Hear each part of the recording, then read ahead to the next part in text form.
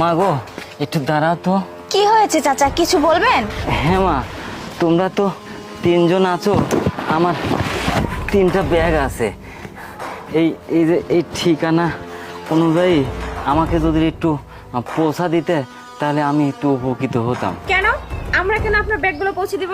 মা গো, আমার ব্যাগ তিনটা যদি আমার জায়গা মতন এই ঠিকানা অনুযায়ী যদি আমাকে পৌঁছা দিতে পারো, তাহলে আমি তোমাদের তিনজনকে 3,000 টাকা দিব। আচ্ছা ঠিক আছে, আমরা তিনটা ব্যাগই আপনার জায়গা মতো পৌঁছে দেব, কিন্তু আগে 3,000 টাকা দিন। ঠিক আছে মা, তোমাদের টাকা আমি দিতেছি।